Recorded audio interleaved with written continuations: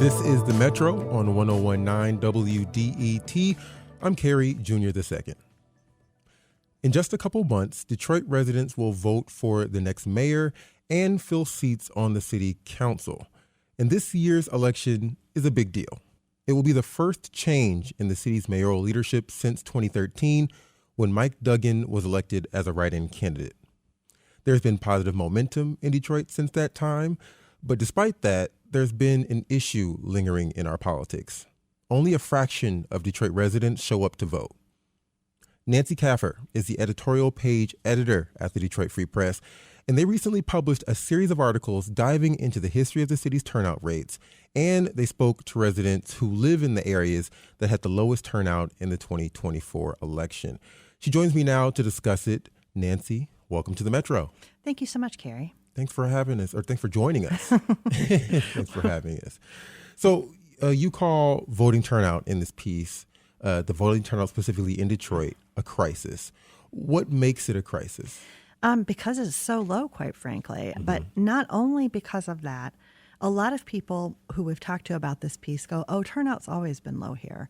And that's not exactly correct. I understand why people think that. But in working with our data analyst, Christy Tanner, she looked at turnout rates going back to 2001. So in 2005, municipal election turnout was 41% of the city's voting age population. So she used, for a consistent measure over time, she used voting age population. It's fallen 21 percentage points. It is a 2021 election when only 20% of the voting age population turned out to vote. So at the same time, turnout in presidential and gubernatorial elections has remained pretty consistent, like in the 50th percentile of turnout for presidential, 30th percentile for gubernatorial. We lag the rest of the state in those elections, but it stayed relatively constant.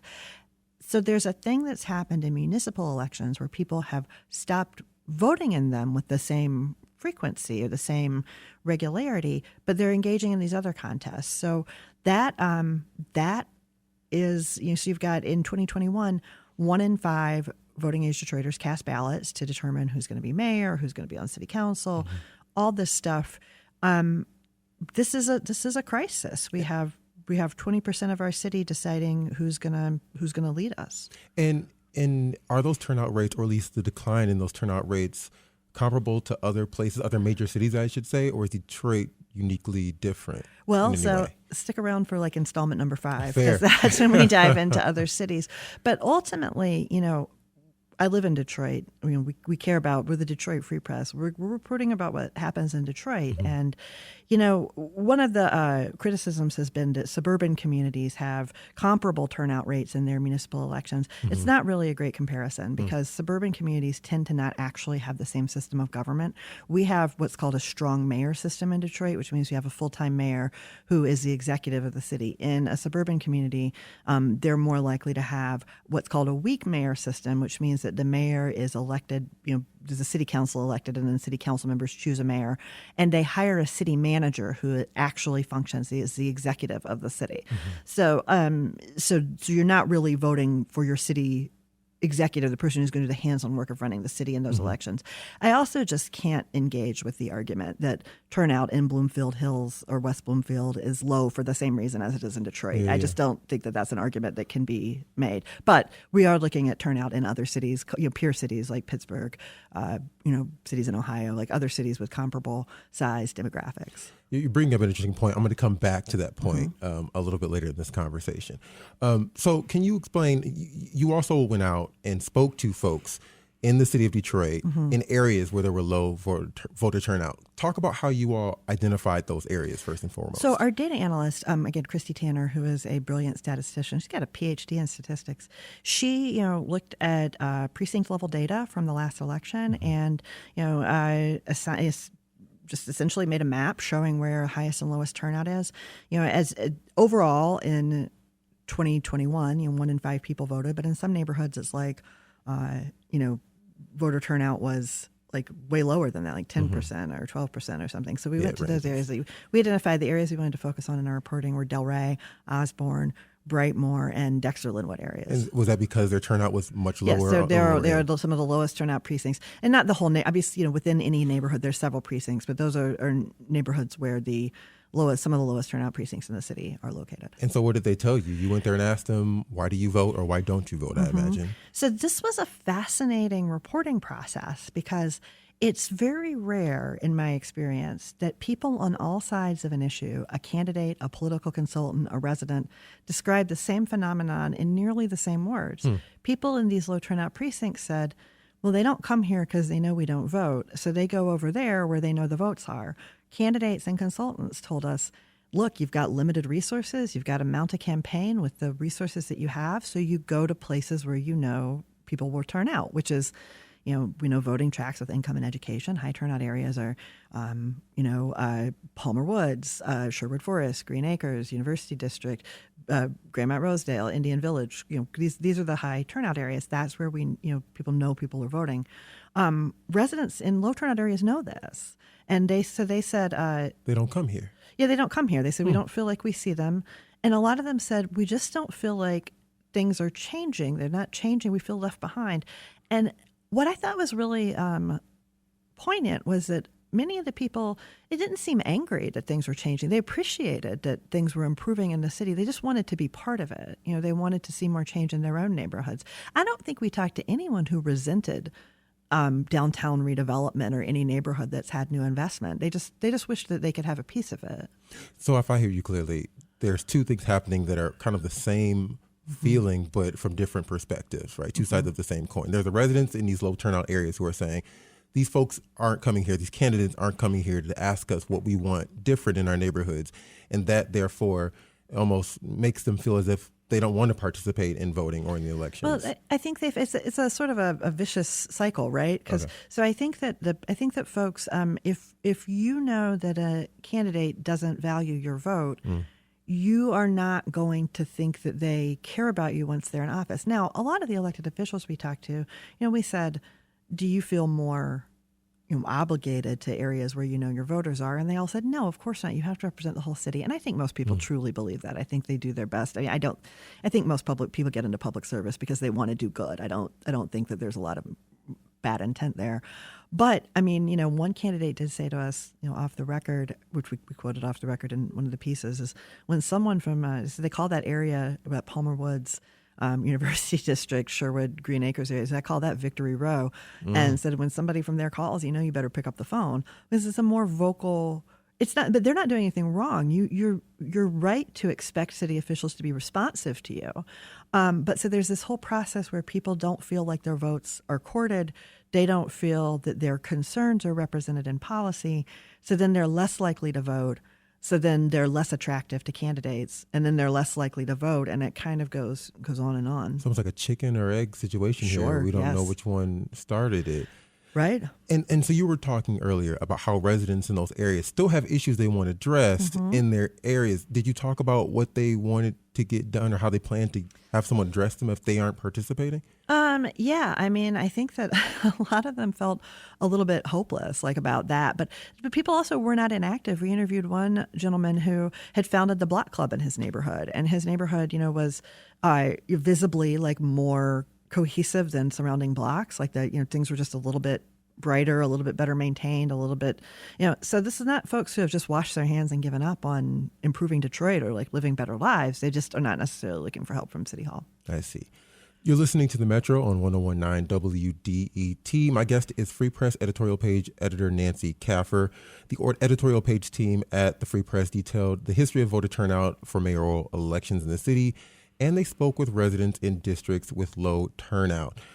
So the point you made earlier, Nancy, about getting some criticism about about the article, I want to speak to that real quickly. So shortly after you posted that article, the city of Detroit made an Instagram post that responded to your article. As you said before, they listed a number of suburban cities that had they measured them as similar to the city of Detroit. You've already outlined why you don't think that's comparable.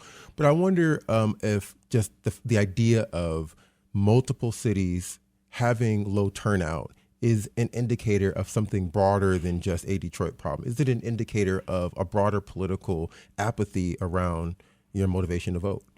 And again, I don't think so, because what we talked about earlier, because systems of government are so different in those places. Wixom, I think they mentioned Wixom, West Bloomfield, I can't remember all the other cities they listed. But I will say, never once as a possible response did I imagine 20% is okay because of Wixom. I did not think that was a response I really expected to hear. I just don't see how, and also, again, I don't live in Wixom. I don't live in West Bloomfield or wherever the other places they were citing. I would highly encourage people who live there to get out and do what they can do to boost voter turnout. But like I said, they have different systems of government there. They have a weak mayor system in which a city manager actually runs the city. It's not the same stakes. They also have very different challenges than we do in Detroit. But like I said, anyone who's concerned about turnout in their community, I highly encourage anyone to get out. The systems work better when we all participate. But I don't know that I don't know that there's a big takeaway just because these cities are just so different in every possible way. But I mean, it's not just about the systems of government too, right? Isn't it? Is there something to be said about the motivation, just more broadly? Not even about the suburban cities for Detroit, not even the specific anecdote. Just voter turnout in general. Sure. How do we know it's a Detroit problem? I guess is what I want to know. So do we know that? Or I haven't done reporting in those suburban communities, so I can't speak to why people do or don't vote there. Right. But I will say that if you look at, for example, the demographic profile of Detroit, the poverty rate, the problems with affordable housing, infrastructure issues, ongoing just challenges with blight and public safety and other things, which, I mean, again, have all improved tremendously. And there's no question about that there has been a huge progress in the last, especially the last decade. But I think that if you look at what the most pressing issues are for people in Detroit, and what I'm going to speculate are the most pressing issues for someone in, for example, Wixom, you might find that they're different. I'm going to guess that Wixom has a different sort of top 5 concerns list. And I'm going to continue. I don't like to speculate when I haven't done reporting, but I'm going to say there may be different reasons behind why you don't feel compelled to. That's sort of a conventional wisdom in looking at voter turnout is that if people don't vote, they must be happy with the status quo. And I think that is an argument you could potentially make in an affluent suburban community. And I guess the part of our thesis here is that we think maybe there's something different happening in Detroit. And that's what our reporting has borne out, again, in comparison to presidential and gubernatorial races, and in actually interviewing dozens of Detroiters about how they feel about voting. I'm not attempting to say that dozens of Detroiters is dispositive of the city as a whole, but it was a pretty broad swath of folks we talked to. And in those conversations, as you've noted already, folks have already said, they aren't feeling motivated to vote because the constituents don't come. And those elected officials say that, when people don't vote, we don't go there. Is that a conclusion that you've also been able to speak with residents about who are now aware? Did they become then aware, like, hey, that's part of why people don't come here is because you don't vote. This is part of a chicken or the egg thing. So one thing that might help change that is stepping out. Like, was there ever a conversation where that newfound information was brought to those residents? Well, so one resident who we interviewed, after our piece came out, their council person showed up on their doorstep and talked to them. I don't know if I should. I don't know. I don't know if I should say the council person because the resident shared this with us. But I thought that was great. This council person said that they had contact in that neighborhood before, and they just wanted to go check in, and had.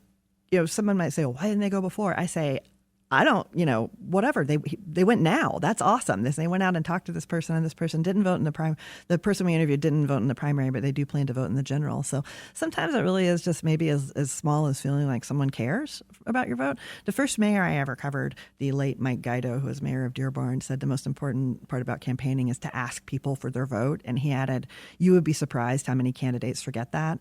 And it really is true. Like when you watch folks campaigning, like the number of people who don't say, please vote for me. Like you do have to actually ask people at some point, and that's a huge part of it, just showing up to ask. So I don't know. I mean, this is one of those situations, Carrie, in which there's not a villain here, right? Like I'm not saying candidates did something wrong. I'm not saying Detroit, I think apathy is the wrong word, because what we heard from Detroiters isn't apathy. It's I think a rational response to circumstances. They feel left behind and they don't see the point. They're working to put food on the table, to raise their kids, to keep their, and like, again, this one gentleman who founded the Neighborhood Block Club, working to keep their neighborhoods together. They're active in very many ways. And they've just kind of come to the conclusion that this isn't worth their time. They're not apathetic. and they're not bad. There's not like a villain here. It's a situation that happened, but it's not going to change unless we talk about it and become intentional about working to correct it. Now, sorry, I keep talking, and you probably have. There are a lot of really amazing groups who work on voter turnout in Detroit. I'm not trying to make it sound like there's nobody out there working on it, but I think those voter turnout groups would also tell you that there is too often sort of a mainstream attitude of, oh, well, turnout's low, it's always been low, it's always going to be low, that makes it harder for them to do their work too, because people aren't, and I really shouldn't speak for them, but it's hard to you need buy-in that this is a problem that needs to be fixed. And that's what we're kind of trying to do is to get a broad consensus that we can do better than this. It feels like, from what I've heard too, that the face-to-face interaction goes a long way, or at least them knowing who you are and talking to you goes a long way.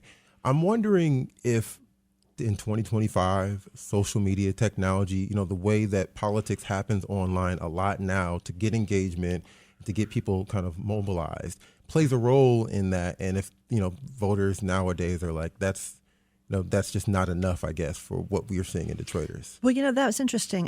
Talking to Clerk Janice Winfrey and Daniel Baxter, the longtime official who is operations director for the city clerk's office, Daniel Baxter talked about that it used to be, we were talking about 2005 when turnout was 41% of the voting age population. And he said, you think about that year, or 2001, Kwame Kilpatrick, Gil Hill in 2001, Kwame Kilpatrick, Freeman Hendricks in 2005. They were out, they were everywhere. They were at barbershops, community meetings, block clubs, talking to people. And, now everything's online, and it's not that personal touch. It's not that, hey, I'm here's me. I'm your person. You know who I look like. We've talked. We've shaken hands, which means something to people. One guy we interviewed talked about, who was in his 50s, talked about how when he was a kid he remembered, and I can envision this, these old timey cars with loudspeakers going up and down the street saying, "Come out to vote, come out to vote," and he'd like to bring those back. I thought that was really cool. There's even a conversation about with Mayor Duggan's write-in campaign and all the meetings he had in person at that time as well, mobilizing folks. So I do think there's something to that, is that social media, not everybody has the same access, and also it can feel very impersonal. And is it practical, to get out and meet a lot of people? Not for everybody, clearly, but I do think that there is a value to that. A couple of people we talked to who work in this space, the clerk, Sheila Cockrell is in Detroit, and a couple of other people talked about that civic education used to be taught in DPS, that people taught about what municipal government did for you. And we talked to a gentleman in Delray who we wound up not, something had to get cut because it was a real long article. And he said, I didn't really know.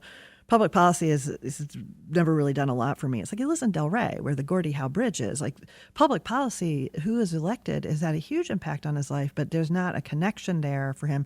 The other thing is, like, you can't credibly tell this guy, if you had voted, maybe the bridge would have gone differently. That's, some things are just going to happen. But this is a guy whose life has been dramatically impacted by public policy, but that connection isn't apparent to him, or he just feels powerless to alter his events. Vote may not change that ultimate outcome. It might be valuable to him. Yeah, but then we talked to his a neighbor of his in Delray who was like, "Oh, I vote every time, even though they don't come here." She said, I think the mayor's done a great job. She said the city's really changing. And I don't mind that it hasn't benefited me, because the city's, I can see how it's benefited the rest of the city. I am always like, in 25 years of working in the city, I have never failed to be like consistently I'm always impressed by the wisdom and generosity of people here. But yeah, there was no like real resentment from people. They just, like I said, they just wanted to be a part of progress in a way that they aren't. You mentioned too how, other cities will come in another series. I'm wondering kind of what the next steps are for your series here on this. And learning about voter turnout. It's very complicated, and there's only so much we know now. But I imagine there'll be more.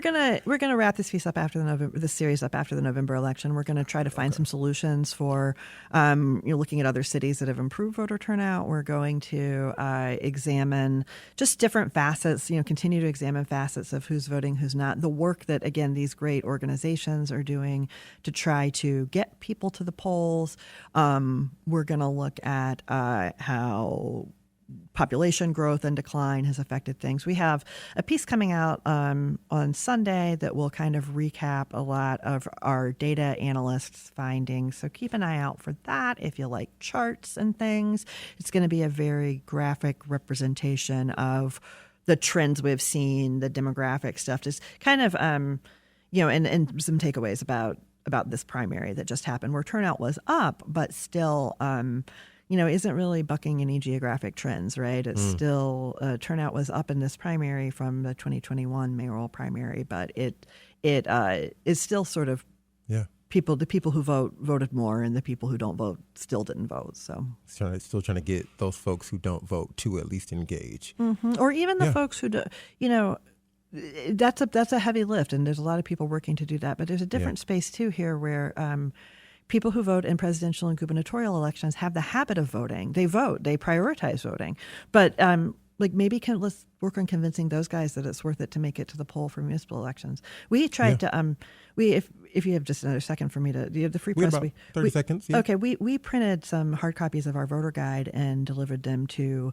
addresses in neighborhoods where there was a high density of people who vote in gubernatorial but not mayoral elections, because we were hoping that would maybe just kind of remind people there's an election coming up. And I mean, I'm not under any impression that solved the problem, but I think it's there's no big silver bullet here. There's like a lot of little small things, steps, a lot of little things. Yeah, so. Absolutely. Mm-hmm. Well, Nancy Caffer, thank you so much for joining us on the show. We appreciate hearing about the work that you all are doing to highlight voter turnout in the city of Detroit.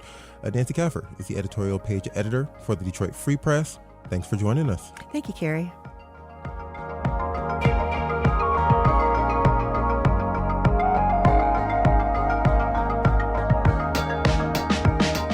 Coming up, men are less likely to get annual health checkups. A national organization is trying to change that among Black Americans in Detroit. We'll discuss how after the break.